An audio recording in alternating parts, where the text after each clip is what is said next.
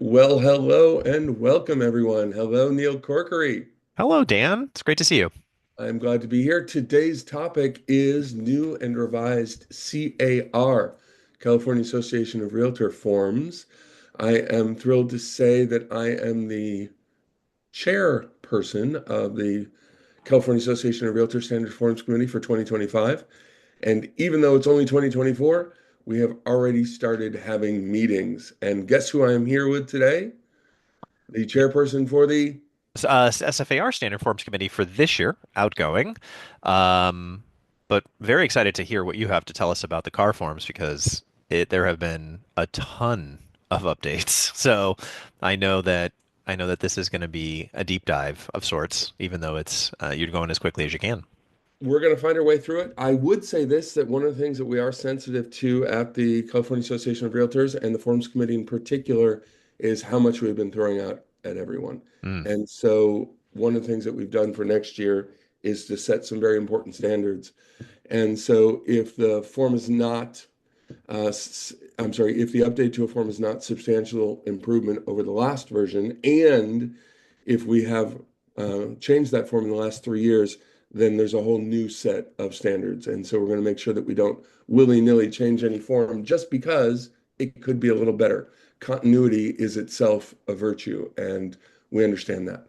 With that being said, today we have approximately 5 new forms and important or noteworthy changes to a good 15 others, and that's what we're going to do today. Okay?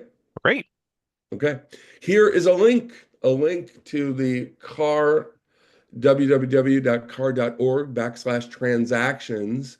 And when you get there, you will find standard form summary of the forms releases, a chart showing all of the changes, and red lines. And so that is here for you. But we're going to go through them. Shall we go forward and see what the new forms are? That sounds like a plan. Great. And that's where we'll start. We're going to start here, and you see that there are 1, 2, 3, 4, 5, 6, 7, but there really aren't seven. In fact, Hmm. two of them are virtually the same, and one of them is a renaming of another form. Oh, And so, interesting. in essence, we have 4 or 5, depending on how you look at it. And let's move forward, and we'll start with the cancellation of agency confirmation. And so we thought to ourselves, every so often, you actually need to inform the client, buyer or seller, and the other side that I'm not the agent anymore. And there isn't a way to do that. Now, there is a confirmation of agency relationships. Mhm. And when there is a change in agency relationships, you should be using that form. But it's sort of like an assignment form. You say to yourself, well, wait a minute, am I changing agents? What happened to the other one? Is that person still an agent and I'm just adding one? And so this is a cancellation of agency confirmation. And it could be an amendment to an existing purchase agreement, or the agency relationship could have been formed before you get into contract, before the buyer and seller are in contract. So if you've signed a listing agreement, you've signed a buyer broker agreement, you have an agency relationship. Maybe you're going to be canceling that. And what would be one way or reason you're canceling that? Perhaps the agent themselves are moving from one firm to another. Mhm. And maybe the agent is taking that client with them, with the agreement, of course, of the agent and both brokers. Mhm. And are there forms for that? There are, as a matter of fact. There's a transfer of listing form, and there's now a transfer of buyer representation form. We're going to look Hmm. at that next, right? And when you're outgoing and everyone has agreed that you are leaving the firm and your client is going with you, well, the last firm, the firm that you have left, is no longer in an agency relationship, or at least they don't wish to be. And so they need a form to confirm that. And that's what you're seeing in front of you. What's interesting about this form is there's actually two parts to it. There's a top and the bottom, and see the big line in between. Mhm. The bottom is what we've just described. An agent has left a firm. They are bringing their clients with them. The prior firm wishes to acknowledge and have everyone acknowledge that they're no longer in an agency relationship. But there's also this unique concept. Remember that the new BRBC form, the buyer representation and broker compensation form, allows a paragraph 2G2 to be checked to say, hey, I don't have necessarily enough funds to pay you. Hmm. And so we're telling you that we want the offer written to require the seller to pay your broker fee. But what if the seller refuses and refuses and refuses, and you keep going back and forth in counter, and then the client, the buyer says, I want to accept this counteroffer and move on without you, right? Well, Hmm. you're not obligated to work for free. And in that circumstance, you could let the client move forward and cancel your representation with regards to this transaction. And that's what the top of the form is used for. Got it. All Well, right. hopefully it won't be used for that purpose too frequently. Exactly. And that's why I say enough of this one. Let's move on to the next. Here, here. All right, there we go. Okay, so this is, in fact, and why don't you go one step forward so we can just see what the form looks like? I didn't have enough room to put it on here, right? Hmm. So I had made up one of these for my own firm. It's a transfer buyer representation agreement. And so it works in two different ways. One, you have a signed buyer representation agreement, and the agent is moving from one brokerage to another.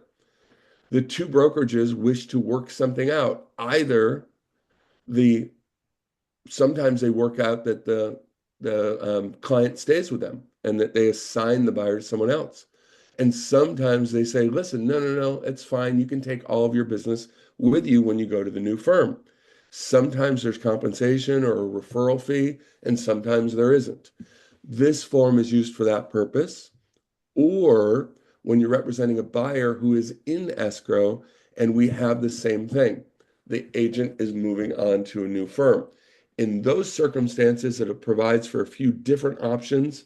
Sometimes we allow that agent to quote unquote close it out at the old firm, right? The Department of Real Estate is actually a little bit generous and allows, even though the agent has left your firm, for the old firm to pay that agent, whereas typically they otherwise wouldn't because their license is no longer with them. Hmm. And this form hits all of those details between the two brokerages and the client. And so this form ends up being signed by both of the brokerages and also the buyer. Okay. Okay. All right. Go back one. Yep. Oh, sorry. There we That's all go. right. And I just wanted to make sure we hit all the points. There's the transfer of the prospective buyer to a new brokerage. Hmm. That's before you get in contract. There's transfer of an open buyer escrow to a new brokerage. There are compensation terms and there's signatures for the agent, both brokers, and the buyer. Okay, Okay. great. Okay, so two new forms, very, very similar. Estimated compensation costs buyer, estimated compensation costs seller. Go forward one and let's just look at what those look like quickly. And so you say, oh, okay, it looks like a net sheet. Yep. It isn't quite a net sheet. It's only a net sheet with regards to the purchase price and the compensation. And it gives you a couple of different price points. So you could put in one for $1 million, or you could put in one for 1,050,000. So you Hmm. could have two different examples. And then it allows you to say, okay, what if the buyer pays the whole thing? What does that look like to my pocket? What if the seller pays part of the buyer's compensation? Or what if the seller takes on the entire obligation? And one's for the buyer and one's for the seller. So you can think of it as a mini net sheet, but only having to do with the buyer's broker compensation obligation, Okay. right? And it's just a reminder, hey, we could draft this thing differently. We Hmm. could draft this at 1 million and we could ask them to pay the compensation, and here's what that would look like.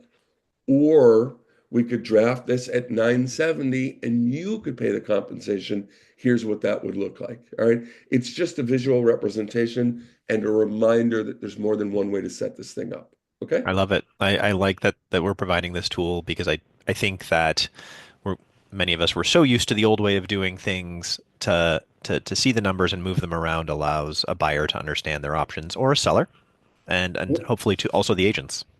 The one thing it doesn't do, Neal, is it doesn't change the actual net sheet. So there are two car forms that have all of the closing costs, Hmm. right? and the payoff demands, etc. And so that's the CAR ESP, estimated seller's proceeds. Hmm. And there's a buyer version, EBC, estimated buyer costs. Okay. Got it. Okay. Forward, please. As you wish. So here's the funny thing about the increased deposit. It doesn't happen very often, particularly in San Francisco. And that's our focus today is on the agents here in San Francisco.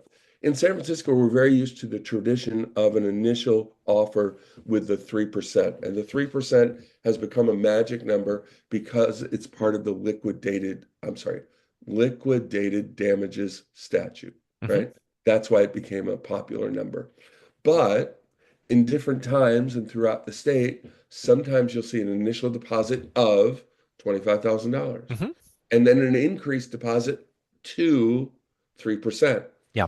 And so in the grid, in the existing version of the purchase agreement before December 17th of 2024, you'd see an initial deposit and an increased deposit amount. Now, here's what's funny. Although I'm on this committee and a big voice in this committee, I can't remember our logic for doing this. Hmm. But here's the result. The result is now when it comes to increased deposit, and what I'm showing you there in the grid is 3D2, Hmm. checkbox increased deposit. Instead of writing in the amount and trying to describe when it's due, this form pops up. And this form says the increased deposit is this amount. And it says it will be due on, and it could provide you with three options. Option one, 15 days, Hmm. right? Days with a capital D, right? Being counted based on when we get into contract Hmm. or upon a specific date Hmm. or upon an event. So the increased deposit could be due after, for instance, all contingencies are removed. Got it. And so, in fact, that's the way that it's set up. It's set up to be upon removal of all contingencies, or, and then it gives those other options. Okay. And so, apparently, that's what's most common. It reminds us that when we do, in fact, increase the deposit, both parties have agreed to sign the liquidated damage clause set forth in the CAR form DID, deposit increase something. I forgot what that Hmm. form is called. But it tells us that that amount is also subject to liquidated damages. Delivery of increased Just deposit, deposit. There we go. right? DID form. Okay, Yep. that is the new increased deposit addendum form. I like it. Now, Neal, the only issue for the San Francisco practitioners, Hmm. it won't automatically pop up because we don't have it set that way. Yeah. We could talk about a future fix for that, Yeah. right? And if an amount is entered into that field, right, I'm sure that the It zip can form pull people, the form into the transaction. You'd still right, have to do some work, but right, at least automate the addition. Got it. right. No, I really like this, and I think we've gotten so used to trying to fit everything into a grid, and as things have gotten smaller and smaller and smaller, sometimes having a whole form where we can think about options, I think, is a good thing. And there it is. On Okay. to the next slide. Oh, one too many. There we go. Offer of tenant positive rental payment reporting. Oh boy. Okay. So for very large landlords, and you'll see some reference to this, I'm sure, as the San Francisco Apartment Association updates its lease forms, Hmm. as the California Association of Realtors updates its lease forms. There's a new law for 2025. I believe it starts in April or July. Um, I think it's April 1st. That's starting on that date. If you are a very large landlord, and that is 15 or more units, or it could be 16 plus. Neal, this is so funny. This was the I went 15 and looked it up. plus from the legal Right, update. right. I went and looked it up, and now I forgot again. Um, and I changed those slides to make sure that I knew. But for very large landlords, if the building itself has that many, or if the landlord is a corporation and a trust, and at least one member of the LLC is a corporation. It's Hmm. professional landlords who own more than one building that they rent out, et cetera, et cetera. Yep. For those people, there is a new obligation to let your tenants know that they have the right to request that you, the landlord, report to the credit reporting services, not just their bad credit and when they don't pay their rent, but at least once annually that they have good, positive credit and that they have been paying on time. Hmm. This form is about that. And Yep. so remember I said before April 1st of 2025, Hmm. existing tenants, if it's not in their current lease that they've just signed, must be informed from these large landlords that they have this right. Yeah. Well, this form is the form that tells them you have this right. Got Right. it. Okay. And I That is suppose if it. you're one of those big landlords, you'll know how to do this positive credit reporting piece. Yeah. And so, yeah, I don't know, but Well. if you're a large landlord, you have what they call a landlord attorney, right? To help you through this process. But the attorneys often don't have forms, right? And it's nice that Carr has drafted the form. Absolutely. Yeah. Absolutely. Okay, that is the offer of positive tenant. Okay, so this is just a form change name and a couple of items that have changed in the form. So if you are taking a lease listing, so you wish to be a leasing agent and you go to a rental property owner, RPO, and you say to the rental property owner, okay, please sign this lease listing. I am going to be paid to find you tenants. They say, great. In that form, there has been reference to an RPOD, rental property owner disclosure required and given to the tenant. Hmm. Believe it or not, there are a bunch of disclosure requirements even in a lease, and also an RPOC, Rental Property Owner Questionnaire. The questionnaire was intended to be a dialogue between the landlord and you, the agent, Hmm. reminding your client, the rental property owner, that you have an obligation to do all these things. You must provide a habitable house. What Yep. is that? It must have heating, must have this, must have that, right?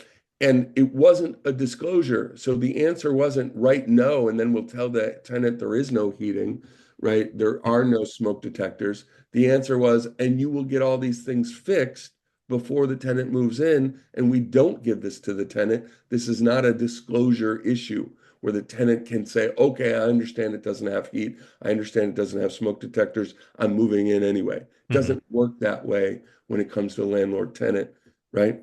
Got it. Unfortunately, people didn't understand that. And so the form name has changed. And in the lease listing agreement, the reference to the form is also changed. And so let's start with the form itself. Instead of being called the Rental Property Owner Q, our POC questionnaire, Questionnaire. right, it's now Rental Property Owner Intake, RPOI form. Hmm. The idea was the intake sounds like something I am gathering, not something I am disclosing. Yep. Okay. All right. So that's that. New questions related to the balcony disclosure requirements were Mm. added, right? And so if this rental property is 3+ units, well, there are a bunch of balcony requirements Hmm. for individual owners like this. The California law has actually been delayed by 1 year Hmm. to 2026, but the San Francisco law, by the way, hasn't. And so this is also a good reminder. Those laws are subtly different, but this is at least a very good reminder. There's Hmm. also new checkboxes regarding pool and spa safety. This form used to be required as part of the lease listing agreement. The lease listing agreement now doesn't require it, and that's what I'm showing you on the bottom left of the screen. That's a little piece from the lease listing agreement. Got it. It says the RPO agrees to complete a rental property intake form within 3 days of what? Request by the broker or attached. You can attach it and ask them to do it. Got And it. so now this allows you as the agent some flexibility. Some of you said, this is crazy. I'm never going to give this to my client. My client would never want to fill this out. And others of you say, Hmm. oh, This is really helpful. I didn't realize all these things were required. Thank you for providing me with this checklist. And now I can document to my client, hey, all these things need to be required. Okay. I like it. All right. Believe it or not, Oop. we have done it. Well, we went through the new forms. We're done? No, not quite. Almost. You know what I love is when this screen goes up, your face turns red. Does mine do the same? Yours, a little bit. I Yeah. think I have a very big screen in front of my face. Well, I did this for drama, Neal. Do you like my red screen for It drama? it is a lot of drama. Thank you. Bum Okay. bum bum. So where should we start, do you think? With the RPA, obviously. Yes, of course. Okay, so there's the see attached increased deposit addendum form, right? So we already know this. We're experts on this one already. Mhm. Excellent. Next change. All right, here's where all the money is. It is the money change is all about 3G and 3G3 in particular. And so we've been talking about 3G3 for long enough that it is a shorthand for the concept that the buyer has an existing obligation to pay a buyer's broker, right? They've signed a buyer representation agreement like a BRBC, and they wish to fold the actual costs associated with paying their agent inside the purchase price and perhaps finance them if they're getting a loan, Mhm. right?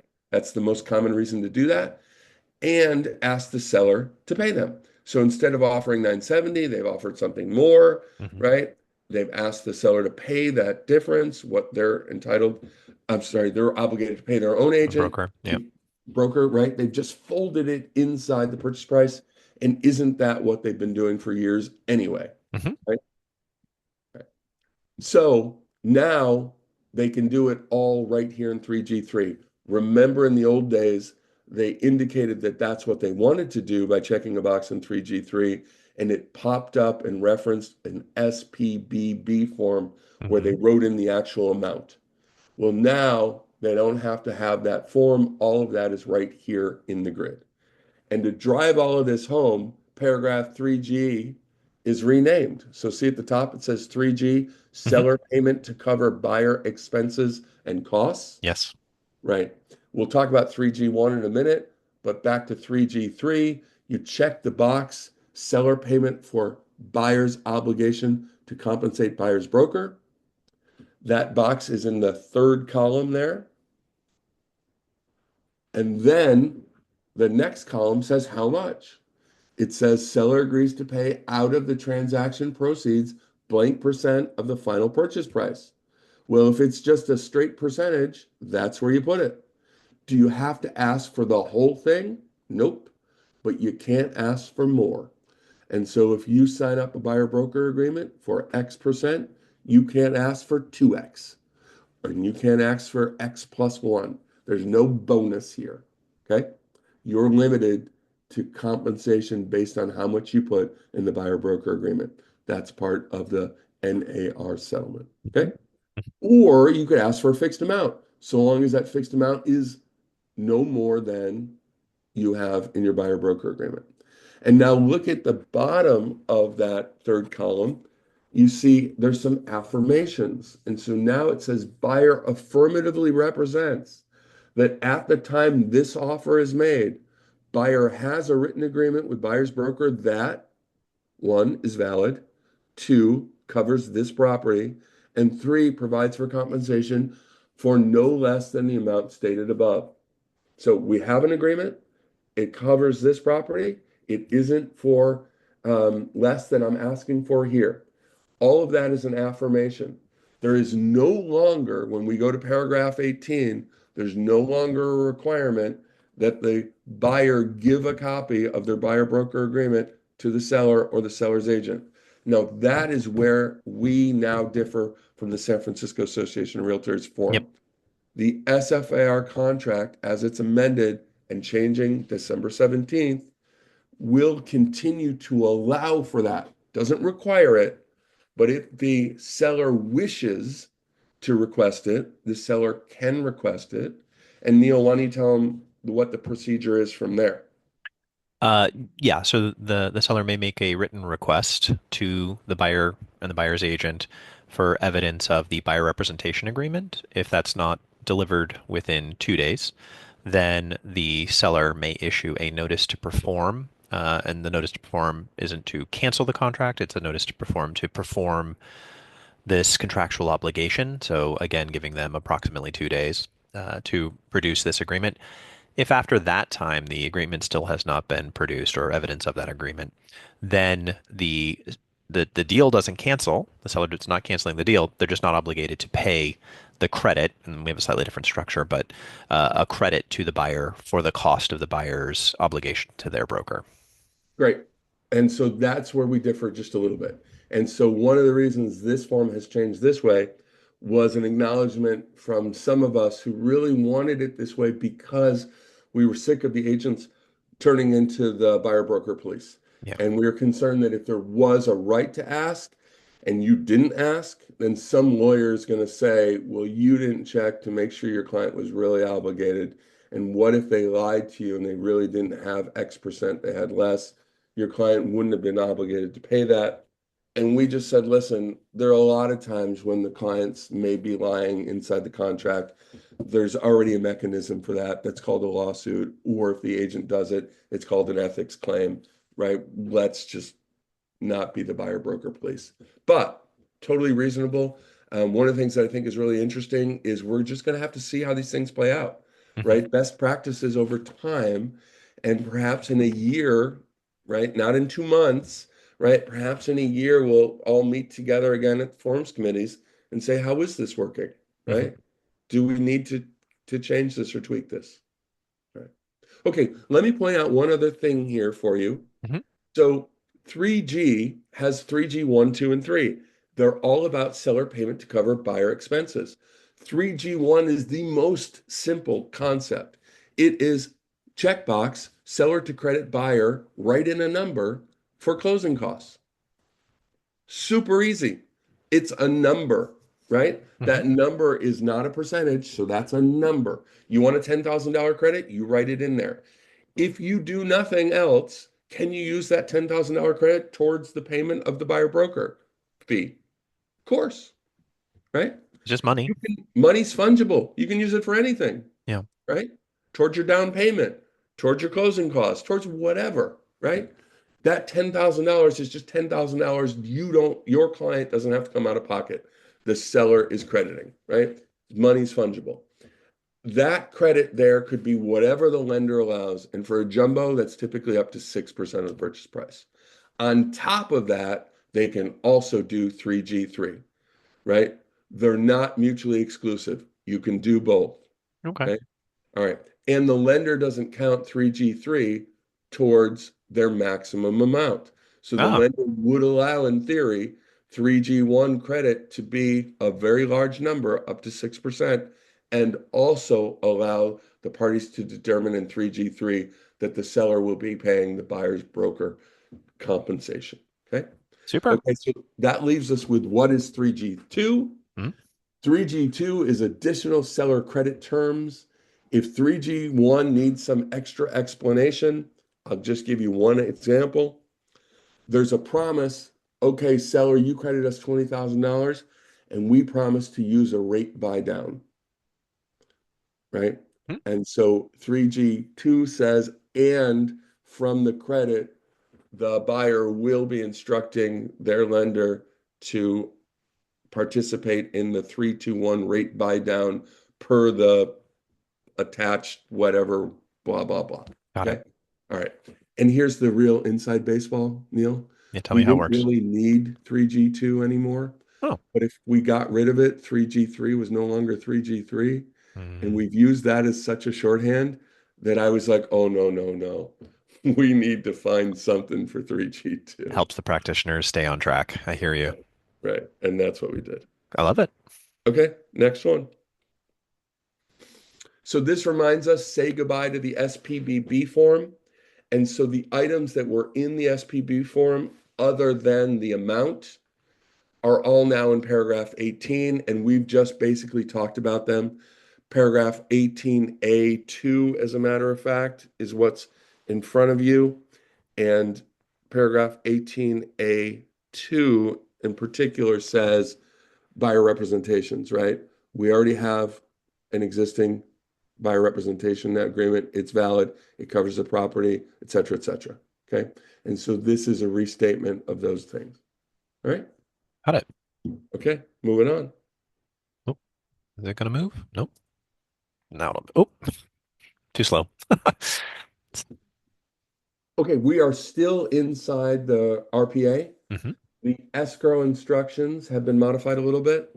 If you were following very closely and you actually read the escrow instructions, these are the instructions given to the escrow holder. Because of the settlement, we needed to make sure that there was transparency, as we promised, for us, between us and our clients, exactly how much each of them was paying in compensation.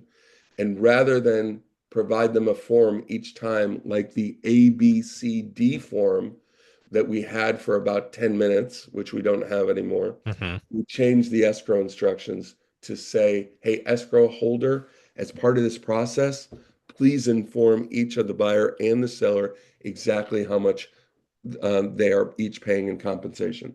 But the way it was originally worded, it sounded like they were each going to be told how much the other was paying their broker, and Hmm. that's none of their business. And Got it. so this now says, hey, seller, you'll be informed by escrow exactly how much you're paying in compensation, and that's how much you're paying directly to your agent. Hmm. And if you've taken on the obligation to pay the other side, you're going to be showed in the closing costs how much that is as well. And buyer, you will be shown exactly how much it is you're paying to your agent directly, if at all, Hmm. right? But you're not going to see how much the other guy's paying, and the other guy's not going to see how much you're paying because that's none of their business. Got it. Okay. All right. That's that.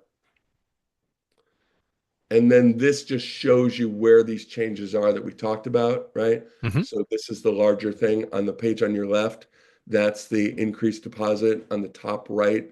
That's paragraph 3G, the Hmm. seller credits, including shifting the compensation. Hmm.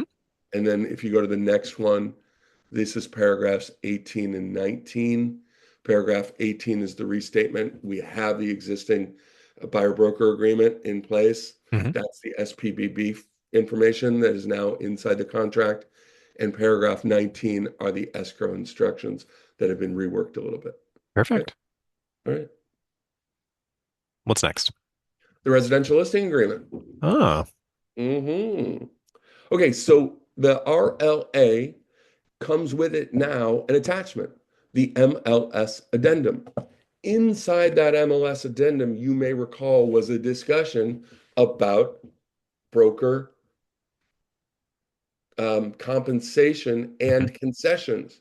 And there was a discussion that says, hey, seller, you may be asked to make concessions, which has always been true, right? They're always negotiating who pays for what, Hmm. but we're particularly sensitive to that now, right? And there was even a discussion about, do you wish us to advertise to the other side that you're someone who's open to the concept of concessions, right? But that was in the MLS addendum. I thought it was misplaced there. So did a lot of people. Hmm. It is no longer in there. That MLS addendum now only deals with MLS things. Now, in a way, that was an MLS thing because it said we can never make that conversation inside the MLS. We don't talk about compensation, Station. Yeah. right? Commissions inside the MLS. But now the MLS addendum is all about MLS stuff. Is the property going to be put on the MLS? If so, will it be immediately or will it be delayed, right? The SELM concept. Yep. Um, is it subject to clear cooperation or not, right? Do you wish us to put into the MLS some reference to what pictures can and can't be used? Do you wish us to allow for a lockbox? And, things that are, right, MLS related. All right, so that is moved itself there. On our grid now, and you'll see on the right side in paragraph 2E2, publication of seller's willingness to consider concessions. Okay. And included is a checkbox. And so it says, if checked below, seller authorizes broker to market that seller is willing to consider offers asking for concessions.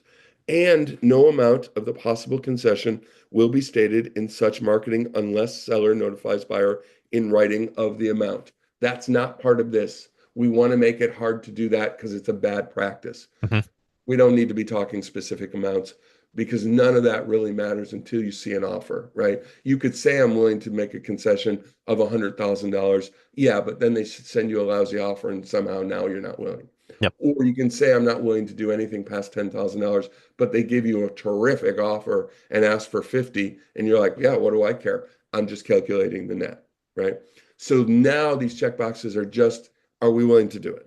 And so the first one is yes, in the MLS listed above, if permitted by that MLS. And none of the MLSs are permitting you to do anything related to commissions. Hmm. Some of them still have a generic reference that allows you to say, yes, I'm interested in a concession, right? Yep.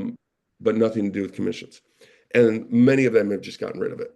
And the other one is in any other marketing outside of the MLS, right? And so can I put in an email? Can I put in a flyer that my seller is interested in and will entertain concessions? Hmm. What is that signaling? That's signaling that you've had a conversation with your client about basically paragraph 3G3 and the shifting of commissions. Yep. And your client understands that that may be something your buyer needs, and we're not going to fight you when you want to structure the transaction that way. If my client isn't happy, my client will counter the price because we've had a conversation about net, and we're not going to fight the structure, right? We're Hmm. going to fight the price The because they're number. interested Yep. in money, right? All right. Next And one. then Cool. finally, here is, in fact, the new reference, paragraph 10, top left. So that's the reference that used to be in the MLS addendum, which moved its way inside the residential listing agreement. Okay. Got it. All right. Quick question. So in the RLA that's on the right at the very bottom, Yeah. was there a renumbering? Is that the red line for photographs? E2 and E3. Yeah. Okay. So the E2 is new. Got it. And so the E3 used to be E2. Got it. Right. Okay. The agency disclosure actually got updated briefly. Mm. Why? Because there's now a new law. There's a new law starting January 1st that says all buyers and buyers agents must sign a buyer representation agreement. Yep. When? Prior to Right? As submitting an soon as offer. practicable. And before they do it, what are you supposed to give them? Agency disclosure. An agency disclosure. Did you know that you're supposed to give them an agency disclosure before they sign a listing agreement?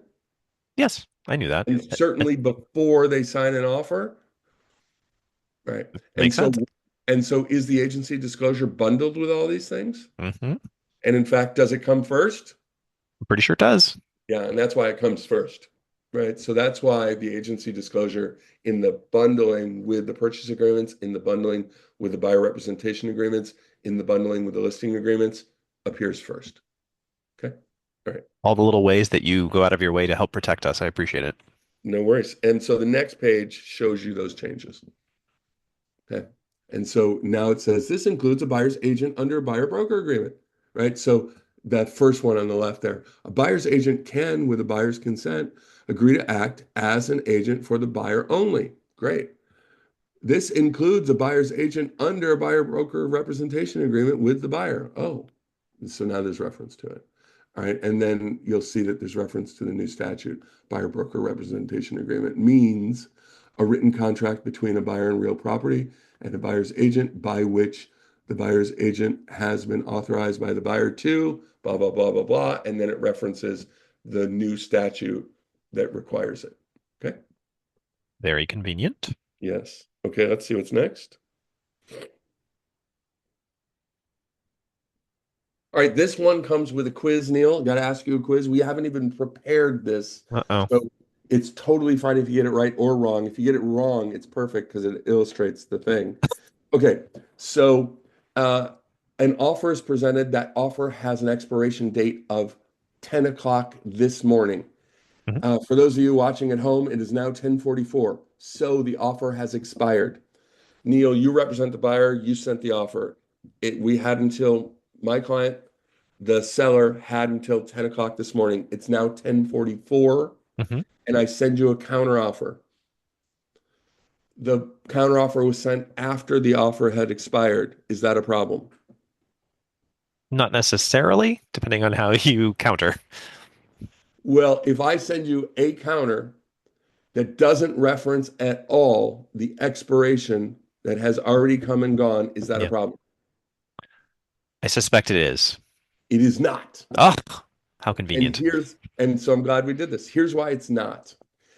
The counteroffer itself has in it its own expiration date, right? Mm, And it says, hey, if you sign this, we formed a contract. Just make sure you sign it and send it back before we withdraw this counteroffer or before it expires. expires. Yeah. And what else does that counteroffer do? It incorporates all of the terms in the original offer with the following modifications, Hmm. right? So we've taken your original offer, we've changed it a little bit like this, Hmm. and now we're sending it to you as an offer. So it's the offer. That's the only thing on the table now. The other one has expired. This now is on the table, and you have until whatever it says Whenever here. the new expiration is. Right.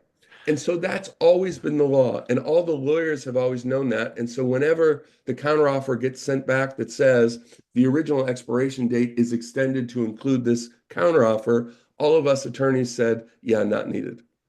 That Right. makes sense. Right. So, Because it acts on its own.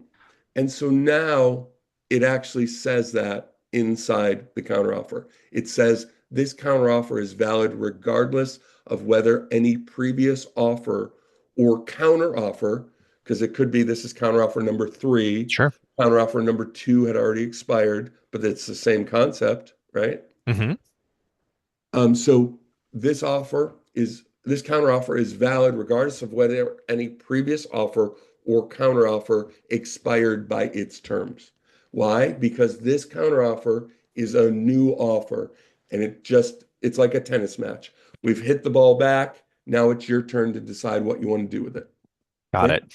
Sorry, there's somebody moving around quite loudly above me. Can I ask a clarifying question? Of course. So conceptually, the tennis ball analogy is that if I issue a counteroffer modifying just one thing, doesn't matter, any one thing, that effectively that's a rejection of the Yes. previous offer, and we're making a counter proposal incorporating the terms by reference. Right. And you can't go back the moment you counter and accept the old thing. So if you counter one term, Hmm. and they say no, you can't say, okay, we'll accept the old deal. Yep. That old deal doesn't exist. Why? Because you hit the ball back. Got it. Got it. Okay. Maybe I'm bearing the lead here. Is something similar being done to the multiple counteroffer? Yeah. So Okay. that's the next slide. Got it. Yeah. Very good. But here's one other thing that's done in here. And so sometimes what we'll have is someone will say, okay, yes, I agree to the counteroffer. It's now 10:04. It expired at 10. Hmm. And so we've added a mechanism here, and we're just going to see how it works. And this mechanism could be added to the actual offer later if it works well. And it's a late acceptance paragraph. And so it says, yeah, at the bottom here. Um, I'm It, sorry, bottom left. yeah, if You'll the date see, of buyer right. signature in paragraph Late acceptance, 5. right. If the date of buyer's signature in paragraph 5 is after the expiration date specified in 2A, buyer's acceptance is only binding on the seller if the seller countersigns, right? So there's an acknowledgement, hey, this was late. When you send it back late, circle that, right? And say, hey, can you please sign here if you want to make a deal? That way we don't have to send another counteroffer. I acknowledge it's late. We'll do it all right here rather than, but what could they have done? They could have just sent a counteroffer that said, all of the terms in the previous counteroffer are accepted. Yep. You have until such and such a date to sign and turn it around. Right. Got it. Okay. And and so the late acceptance concept, Yeah. it's saying specifically buyer signature, right? So if the seller had issued a counteroffer, you would. That's because this is on the seller counteroffer. Okay, Right. so on a Remember, buyer version is there? right. And Okay. so it is. So remember, Carr has a buyer counteroffer and a seller counteroffer. San Francisco just has a Does not. counteroffer. Yeah. We just have the Okay. counter and the multiple. Right. Got it. Okay. Right. All right. Next So slide. plow Or forward. And so Right. So I'm sorry, if you went back one, you see that that is now the seller counteroffer and the Mm, multiple counteroffer, right? And we talked about the buyer counteroffer, same concept. got it. Okay, so plowing forward. All right, the BRBC, has the BRBC changed? A little bit. So the BRBC allows for unilateral cancellation. So if it's non-exclusive, either party, the broker or the buyer, could cancel unilaterally. I don't like this other person. I don't wish to be captured with them for the next 90 days. Hmm. I've discovered that after one weekend, right? Okay. Or I feel like they're not real for whatever reasons, right? And I wish to unilaterally cancel. I can do that. If you have a protection clause, a continuation clause, even if your client unilaterally cancels on you for a non-exclusive, you're still protected. Why are you still protected? Because you're protected if there was broker involvement. So those properties you actually went and saw together. If they buy one of those during the protection period, then you're still protected. Okay? All Got it. right. But what if it was not non-exclusive, if it was an exclusive agreement? The exclusive agreement was written to say, okay, there can be a cancellation. You can give that notice at any time, but it then provides 30 days. So in theory, if it's a 90-day agreement, the first 60 days, in the first 59 days, if one of the parties decides, I want out of this, they're giving a 30-day notice. Hmm. Do the math. It may have shortened it only by a A day, day. Yeah. right? It's hard to know depending on when it's given. So they said, well, what if you don't want it to be 30 days? What if you want it to be something less? More doesn't seem all that great of an idea because Yeah. it's only 90 days to begin with. Hmm. So we went with, okay, we have that option. And so now there's an option to put in a number in there, and that is paragraph 2F. So exclusive cancellation effective 30 or blank days, not to exceed 30 days after receipt. So if you want Okay. to make that 5, 10, 15, 20, 1, right? You Sure. could do that in paragraph 2F. Got By it. the way, that contingent, okay, so that's good, right? Well, let me ask one question. So, and this is just a point I like to drive home. Um, could I fill in 0 days? What would Yeah, that it's a mean? good question. It wasn't until I just gave some things and I went with 1. Hmm. So most of the car forms don't allow for a 0. Yeah. And the 0 became very problematic with contingencies in Hmm. particular. Does that Hmm. mean you're waiving the contingency? Does that mean a notice to perform still has to be given? Right? And so they're just programmed not to allow you to put in a 0. Some of us have figured out a trick around that or how to type in 0, Hmm. right? I suspect this is programmed not to accept a 0 and that it's got to be a day. And if you wanted 0, too bad. 1 is not going to kill you. No, one is certainly doable. Right. Okay. Next slide. Yeah. Nope. Nope. Before we go, there's Sorry. Too that's okay. fast. The other thing here on the BRBC is that what if I don't have enough money to pay Mm. paragraph 2G2? And so this became a big discussion. And so the wording in here has changed a little bit. It's either you don't have enough money or you really don't want to. And the only way you want to structure this thing is by having the seller pay. Now, this is voluntary. When I say this is voluntary, this is negotiated. If you, as the agent, don't wish to work this way, then tell your client, I'm sorry, I need a promise from you to pay. Hmm. I absolutely will do what you want in structuring the offer to ask the seller. But if the seller refuses to pay, you're still obligated. Okay. That's important, right? That may change your purchase price Yeah. and you may counter down the price and say, okay, I'll take on the responsibility, but I need to get paid, Yep. right? But for those who wish to work this way and allow this, there is a circumstance in which it's possible the seller refuses and keeps countering and saying, no, I won't pay the other side and doesn't counter the price, which is very frustrating. And you're not obligated to work for free if the buyer wishes to move forward in that very moment and accept the offer nonetheless. Hmm. Okay, this says if we ever get there, I don't have to represent you.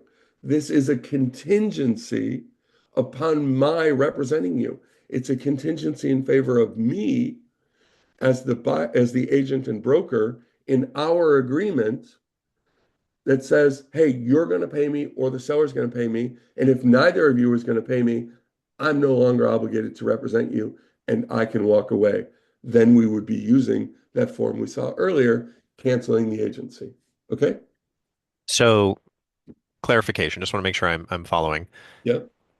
If I want to be able to walk away, I should be checking this box. No, Okay. you are only checking this box if you agree that there is a circumstance in which you have done all of this work and you're willing, in theory, to walk away if the seller can't get this need met, which is the buyer pay directly. Under no circumstances the seller is willing to pay you directly. If you're willing to work under those circumstances where there's a theoretical possibility that you've put in all of this work, Hmm. the seller says, I'm sorry, your buyer says, I'm going to accept that seller counteroffer that says I'm not paying the commission. And you turn to them and say, well, who's paying my commission? And they say, we don't have to under 3G2. Now you get to say, well, I don't have to represent you anymore. If you're willing to work under that possibility, then check the box in 3G2. If you're not willing to work that way, you don't check the box here in 3G2. This is a contractual promise. And even though the buyer can say to you, I want to structure the property to ask the seller to pay. Hmm. If the seller's unwilling, the answer is, if you want to accept this offer, you still have an obligation to pay me, right? Yeah. It may be that you can't afford this property. There are many times when your client can't afford a property Sure. because the expenses are too much, right? There's a Hmm. straw that broke the camel's back. There's another closing cost on top, on top, on top, On top. and Yeah. they just can't afford it. The way they could afford it would be to finance it, but they can't get the other side to play To ball. help them. Yeah. Right. Okay. Okay. All right. Thank you for the clarification on that. Mhm. Appreciate it. Next slide. Excellent. Okay, so that was the BRBC we've been talking about. This is the Diet Coke version of the BRBC. The idea with this property showing representation agreement was I have a stack of these at an open house. I'm the listing agent at the open house. A buyer who's not represented wants to stay after and talk about the property and then engages me and says, hey, would you be willing to write an offer? If I am, the only way I can move forward is to have a representation agreement with them before we start really digging into it, right? Some say, okay, I want to use the Diet Coke version, not the big version. Hmm. Well, what's funny about that is you guys keep asking us to add things. It's getting closer and closer to the BRBC. And so things have been added yet again, right? And so pretty soon they're going to be the same thing. And so what I've done here is I've showed you the things that have been added, and then I show you what's remaining different between the two. And so let's talk about what's been added.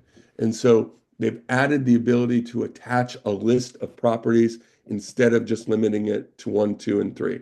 And so at the top there, you see this applies to property address 1, 2, and 3, and then a checkbox, see attached list of properties. Hmm. Okay. All right. Um, it added a continuation period. So the concern was, okay, I saw one of those properties. This agreement is limited to 30 days. That's one of the differences. This is a 30-day agreement. But what if on day 31, we haven't gotten into contract and they go directly to the listing agent? I have no protection period. I have no obligation. They can move on to the listing agent, right? I've done all this work. So we've added a continuation period. The agency disclosure wasn't bundled with this, which Hmm. of course doesn't comply with the law. Yep. So now it's bundled. What remains to be the differences? There's no exclusive option in here. There continues to be an exclusive option in the BRBC. Got it.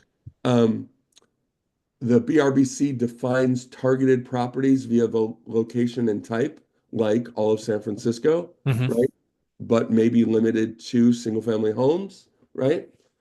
This doesn't talk about that. This talks about specific properties Properties. listed, Yeah. Could you get around that by see attached list of properties and then being descriptive? Yeah, I'm sure you Hmm. could.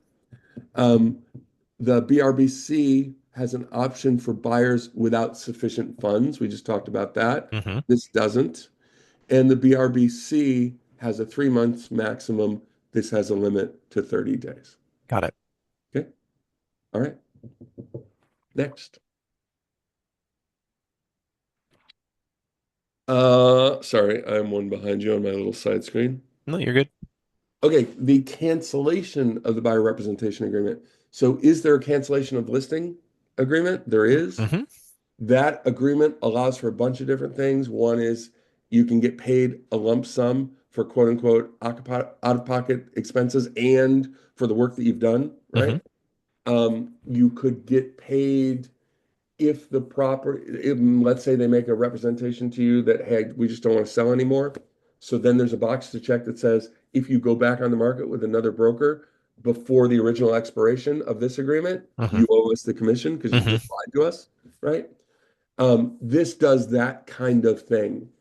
We originally had this, it didn't do it great. We have regrouped the compensations together. We've allowed for a unilateral cancellation Hmm. or a mutual cancellation. Remember, we talked about how the BRBC could be canceled unilaterally. Yes. You would be providing them the form, they would be providing you an email that says, hey, I want to cancel. Hmm. You'd say, okay, let me formalize that using this form. In theory, their email would be the unilateral cancellation, honestly, Yes. but you could also do this, or you could mutually cancel at any time and say, okay, listen, we're out of pocket some expenses for doing all these things. We realize that you no longer want to move forward either with us or in general looking for a property. You want to compensate us for our time, Hmm. or you want to provide a referral fee because you're moving on to another broker. And there's a promise here in paragraph 2E, 2B, broker to receive a referral fee. Broker will receive a referral fee from another broker pursuant to a separate written agreement with broker. So you said, listen, I want my cousin Jimmy to represent us. I Hmm. didn't realize I was locked in with you for 90 days. I Hmm. didn't really read all the stuff you gave me. Can my cousin Jimmy do it? And you say, yeah, if Jimmy gives us a referral fee, let me go get one signed by Jimmy and then I'll let you out. Okay. Okay. All I right. like it.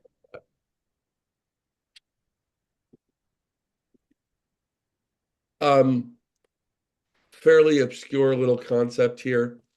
If you're representing a seller and the seller has the contingency for the finding of replacement property, okay, so that's a thing, right? Hmm. And that's the form on your right.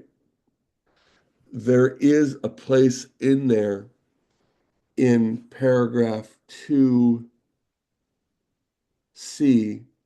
that says close of escrow. Parties agree that seller may extend the close of escrow date for the sale of seller's property for a minimum of blank days by providing buyer with a written notice at the time seller removes the finding of replacement property contingency. Hmm. And so the seller can say, okay, I found my property, but I want an extension on our transaction.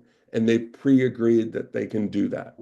Got it. When the seller removes that contingency using the seller contingency removal form on the left, Hmm.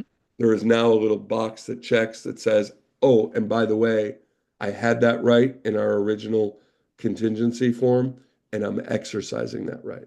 That's what this Hmm. is all about. Okay. Okay. All right.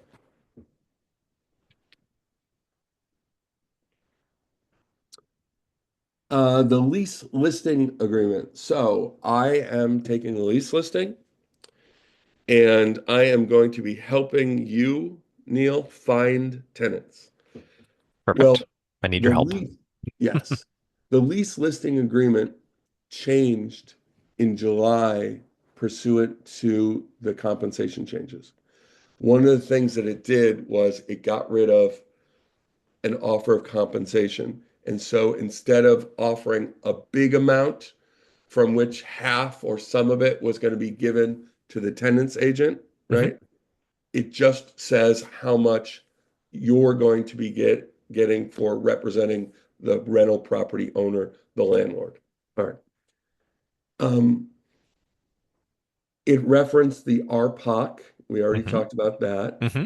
So that now becomes optional, and it's no longer the RPOC, but the RPOI, and that's intake form. Intake form.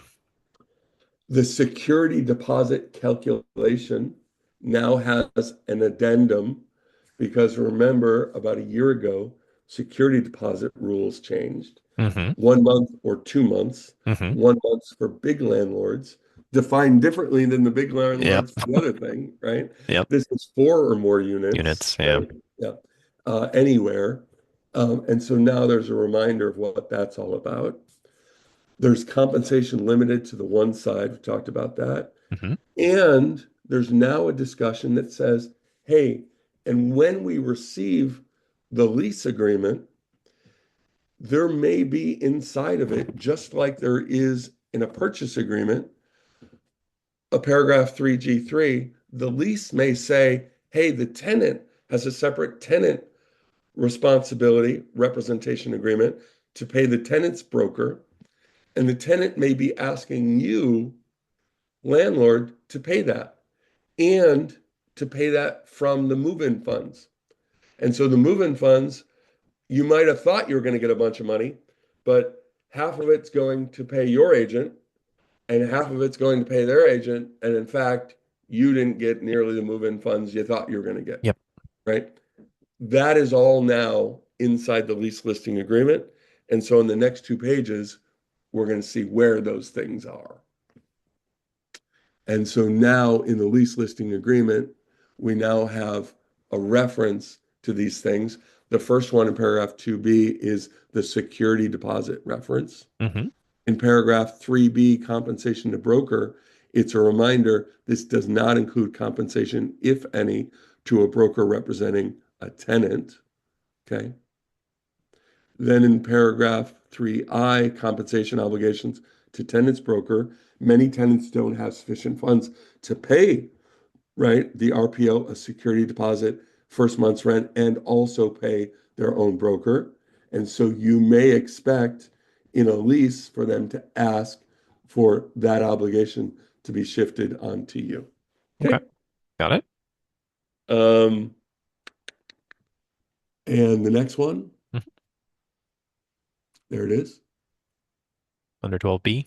Right. And so 12B is agrees to complete the RPO form, OI form, the intake, if requested. And then in paragraph 18 is, and checkbox, the RPOI form is in fact attached. Got Okay, it. Hmm. that's it for that. Now, I mention this because many of your firms may have this. Many of your firms may have an addendum to the lease listing agreement that says, hey, we're going to make some sort of an offer of compensation to the tenant's agents. Some of you have this sort of fighting the system. I appreciate that because the new rules regarding must have a buyer representation agreement doesn't apply to tenants Hmm. and the settlement doesn't apply to tenants. It's not prohibited to actually make an offer of compensation to the tenant's agent ahead of time, or to confirm in a lease listing addendum that dual agency is okay and that Hmm. your rental property owner understands that dual agency may come because you already have a tenant, you already have an existing tenant, a representation agreement in which they promise to pay you, and the landlord doesn't want to cut out all of those people and agrees to pay, in essence, the two commissions. You could have that in an addendum. Some of your firms have that. I put that out there for you. Okay.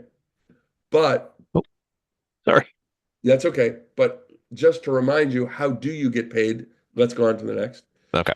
Let's remind you, how do you get paid when you're representing a tenant, right? More and more of us have been representing tenants. And I just want to remind you how you get paid. We're going to go through this very quickly. There's four options. The first one, direct payment from the tenant. They have signed a TRBC, tenant representation and broker compensation agreement, like a BRBC, but for a tenant, and they agree to pay you directly. When?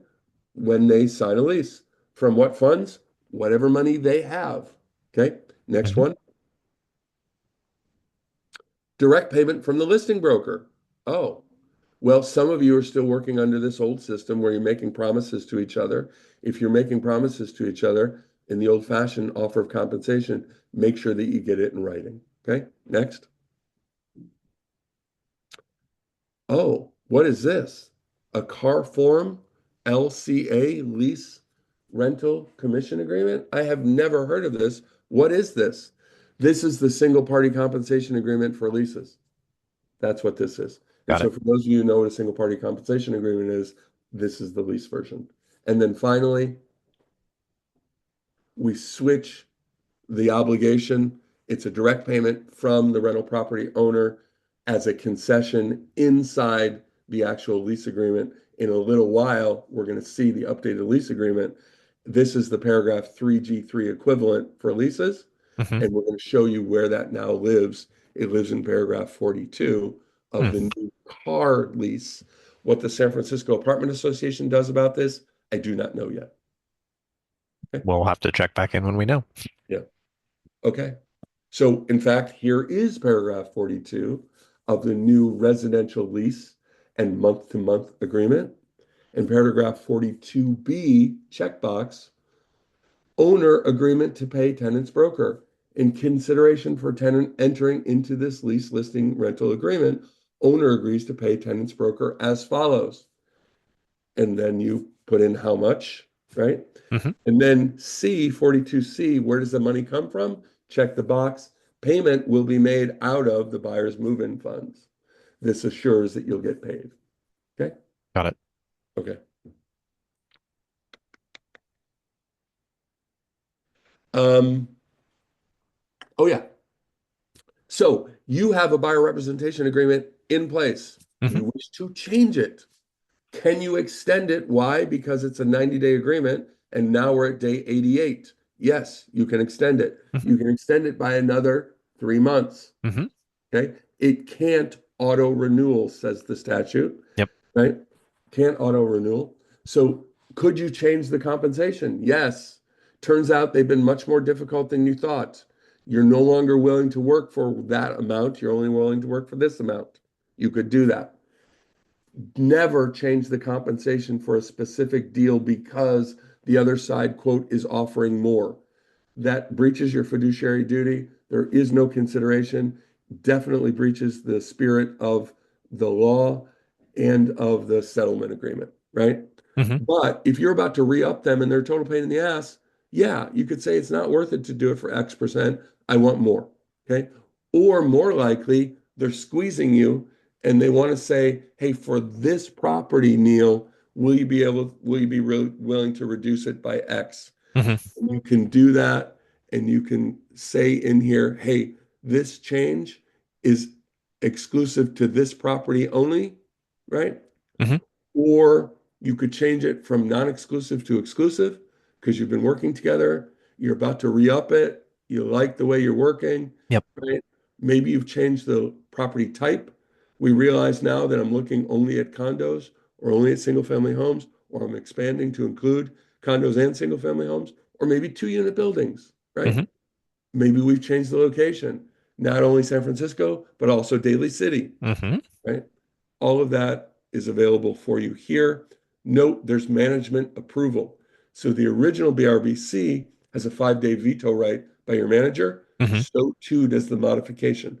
If you Mm. modify it, you change the terms, be sure to get it into your system, SkySlope, whatever it is you use, as soon as possible so your auditors can look at it. It may not be that they want to veto it because they don't like what you've done. You may have made a mistake, right? Maybe you put in point something percent and you just by accident rather than, Meant the whole, you whatever. meant the whole number, not, Right. not, Or maybe you've asked for a 3 month and 2 day extension, which is not kosher yep. and therefore could void the entire agreement and they get to catch that. Got Okay. it. All right. Great. Next. Okay, so we just saw the modification of terms for the buyer representation agreement. Similarly, there's a modification of terms for the listing agreement. And it has also been tweaked a little to make it more generic and easier for you to check a couple boxes and do things that you typically will be doing. Right. Okay. The move out inspection, we've added a tenant forwarding address field. Now, move out inspection is very important for those of you who do property management. If your firm does not allow you to do property management, but allows you to do listing, they are not, I'm sorry, lease listings, they are not the same things. You shouldn't be doing move out inspections. That's strictly property management work. Mm. Okay. All right. What is next? Option to buy. So we often refer to this as a lease with an option. That's how typically we see this. It could be a straight option that says, Neal, I have an option to buy your property Mhm. next year at $2 million. I'm paying you $10,000 for that option, right? Mhm. This restricts your ability to sell it to somebody else. You keep that $10,000 forever. Mhm. And I have, pursuant to the terms, a certain time period to exercise that option. Mhm. When I exercise that option, we are in contract, so to speak, Yep. and I may have contingencies just like it did, but that exercise option fee is gone. That $10,000 is forever gone. Got it. More likely, we've done a lease with an option together. The consideration is built into the lease. I'm Mhm. not paying you a separate $10,000. It's just part of the lease amount, Sure. right? And it requires three things: a lease agreement, Mhm. this option agreement, Mhm. and the entire purchase agreement. All of those three things will be happening at once. The lease will be starting. The option period will be whenever it is, usually a year out. Mhm. And when I exercise, we've already agreed on the terms to the contract. That's why all three of those documents are required. What we're seeing in front of us is the actual option agreement, Mhm. which used to be without a grid and the terms all over the place. It now is the same option agreement, but with all the terms put inside the grid. Got it. Okay. All righty. On to the next one. Yeah. In fact, we've already done this one. This Ah. is the multiple listing service addendum. Mhm. I need to move this slide so it sits next to that other one. But we talked about this, and this moves the discussion about concessions Mhm. out of the MLS addendum and into The the RLA. listing agreement. Yeah. And oh, I see what I did. I go to the next one. I just mixed up a couple of slides here. I got to reorder them. And we talked about this. This is that paragraph 42 in the new residential lease and month to month. Mhm. It's the equivalent of paragraph 3G3, where the buyer is saying to the, I'm sorry, buyer, the tenant is Mhm. saying to the landlord, hey, you please need to be paying my agent's fee. Got it. And then finally, ending on a whimper, not a bang, the SPQ, which is our version of San Francisco seller disclosure, right? Asks a million questions. Mhm. Paragraph 9, disaster relief, was updated to ask statutory questions regarding domestic water storage tanks.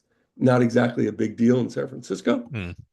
The summary of multiple offers now includes a net price to the seller after the payment of closing costs and concessions Mhm. paid to buyer or buyer's broker. And so when you're trying to compare apples to apples and you have multiple offers, you can use the summary of multiple offers form to give you an apple to apples comparison. And it reminds you, oh, well, wait a minute, we were paying for their buyer broker agreement here, but not for this person. Okay. Mhm. And then finally, the SIP, seller in possession addendum, like our San Francisco seller license to use, Mhm. rent back, was changed to clarify that says, hey, when does the new owner, the buyer, have the right to come in and do repairs? Well, one of those times is you need to allow them to come in and do repairs if those repairs are required to be done by either their lender Mhm. or their insurance company, because some of them are saying, okay, but within 30 days after close of escrow, if you want to keep this loan or you want to keep this insurance, you have to have changed whatever it might be, Yep. automatic shutoff valve, for instance, Got right? it. And so this allows you the right to enter. Okay. And let's Okay. see the very last slide. Oh, It is a thank you slide. And so I say thank you very much, Neal, for having me today, for running this with me, and for arranging for this, and my for all the pleasure. work that you've done for the Standard Forms Committee here in San Francisco. Oh, Dan, thank you. As always, we're very appreciative when you share your expertise. Clearly, risk manager, attorney, forms savant. There is nothing you can't do in real estate, and we're lucky to have you. I appreciate that very much. All Thank right. you. Okay, guys, we did it. We're declaring it a success. Have a good day. We'll see you next time.